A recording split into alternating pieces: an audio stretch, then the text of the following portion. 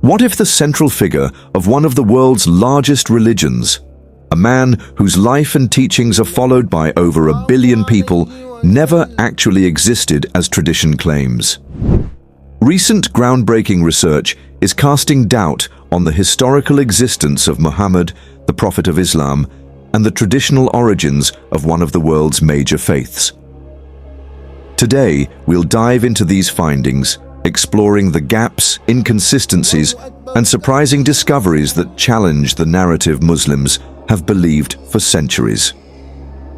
Before we begin, make sure to hit that subscribe button and click the notification bell. Your support allows us to tackle these fascinating topics with curiosity and a commitment to uncovering historical truths.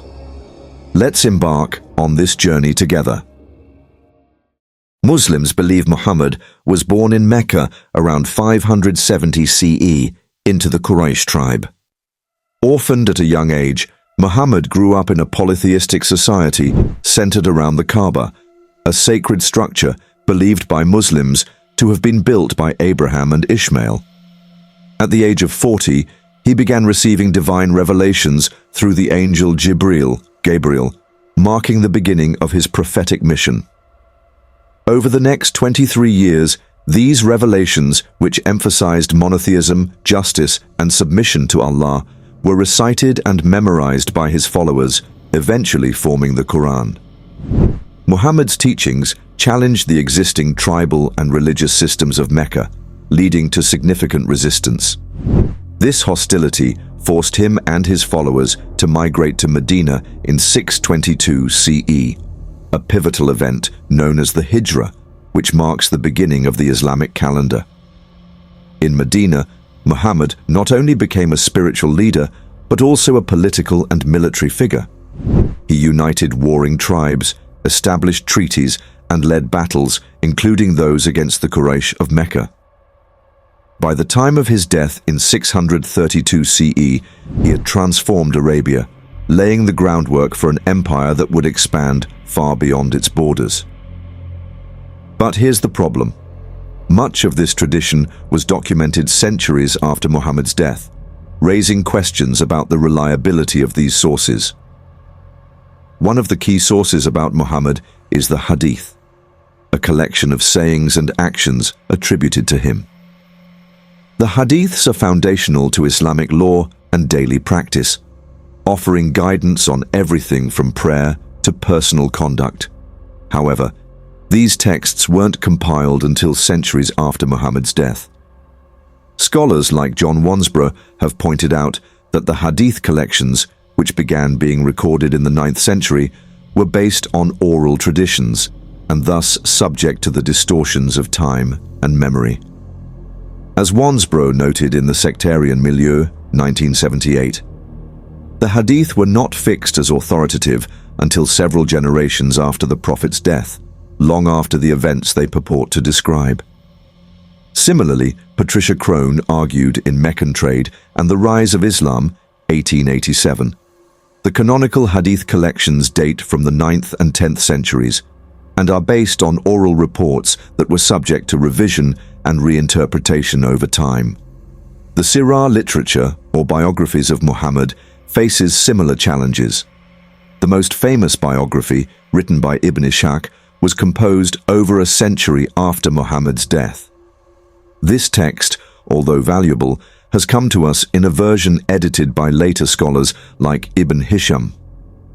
Ibn Hisham's redactions, made in the 9th century, reshaped much of the original work, removing certain stories and altering others. As the introduction to Ibn Ishaq's Sirah explains, the text we have today is not the original work of Ibn Ishaq, but a version that reflects the theological and political climate of a later period. This raises questions about how much of the biography truly reflects Muhammad's life as it was originally lived. The Quran itself, regarded as the verbatim word of Allah revealed to Muhammad, also poses historical puzzles. While Muslims believe it was compiled during Muhammad's lifetime, the earliest complete manuscripts date to the 8th and 9th centuries. The text's lack of contemporary documentation raises doubts about its compilation process and whether it truly reflects Muhammad's original recitations. Scholars like Friedrich Schwally and Michael Cook have suggested that the traditional story of Muhammad could have been shaped, edited, and even invented over time. Schwally, in his work The History of the Quran, 1912, wrote, "The Quran and Hadith are a product of later theological construction, not necessarily reflections of an actual historical figure." Similarly, Michael Cook, in Early Muslim Dogma, 1981, suggested that the historical Muhammad, if he existed, is likely a composite figure, formed from various religious leaders and movements. Even the cities most closely associated with Muhammad's life, Mecca and Medina, raise questions. Archaeological evidence for Mecca's significance in the 7th century is sparse. Early maps and trade records make no mention of Mecca as a major city or trading hub, even though Islamic tradition claims that it was a central place of commerce and religion during Muhammad's time. Robert Hoyland, an expert in early Islamic history, stated in Seeing Islam as Others Saw It, 1997, "The lack of references to Mecca in pre-Islamic texts suggests that it was not the prominent city that Islamic tradition portrays it to be." Likewise, the city of Medina is described in Islamic sources as a center for theological debates between Muhammad, Jews, and Christians. However, historical records suggest that Medina during the 7th century was sparsely populated, making such theological confrontations unlikely. As Gerd Puin, a scholar of early Islamic texts, argued, the traditional portrayal of Medina as a bustling center of religious dialogue is not supported by contemporary evidence, and it raises the possibility that the stories about Muhammad's interactions with Jews and Christians were later embellishments. The challenge to the traditional story of Muhammad's life doesn't stop at the Quran or Hadith. It extends to how Muhammad himself is portrayed in later texts. Much of what we know about Muhammad today comes from sources written centuries after his death. Scholars like Heinrich Ferdinand Bühler in the 19th century compiled early versions of the Sirah, pieced together manuscripts that were written long after the events they described. The versions we have today were constructed by Western academics, which means the story of Muhammad's life as we know it was shaped by non-Muslim scholars, leading to further questions about its reliability. In light of these historical gaps and challenges, some scholars have turned to alternative explanations.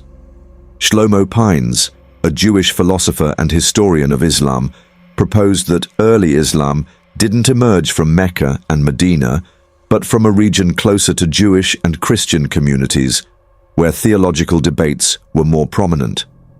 This would explain the similarities between Islamic teachings and those of earlier Abrahamic faiths. Others suggest that Muhammad might have been a composite figure, a merging of multiple religious leaders and traditions over time to create the unified narrative we now associate with Islam. Such theories aim to reconcile the inconsistencies in Islamic sources and the lack of contemporary documentation. The historical skepticism surrounding Muhammad's life stands in contrast to the historical record available for other religious figures, such as Jesus Christ. The New Testament, particularly the Gospels, is based on eyewitness accounts written within a generation of the events they describe. The Pauline letters, written as early as 50 to 60 AD, just 20 to 30 years after Jesus' death, confirm key aspects of his life, death, and resurrection. Archaeological evidence, such as the discovery of the Pool of Bethesda described in John chapter 5, verse 2, and the Pilate stone confirming Pontius Pilate's existence, supports the gospel narratives. In comparison, the earliest Islamic texts emerge centuries after Muhammad's time, making it difficult to apply the same standards of historical reliability. The historical evidence, or lack thereof, about Muhammad challenges the traditional Islamic story. This isn't just about questioning a figure. It's about understanding the origins of a faith that shaped the Middle East and the world. Let's keep asking questions. What do you think about these findings? Could they reshape our understanding of history? Share your thoughts in the comments, and don't forget to like, subscribe, and stay curious as we continue to explore the untold stories of history.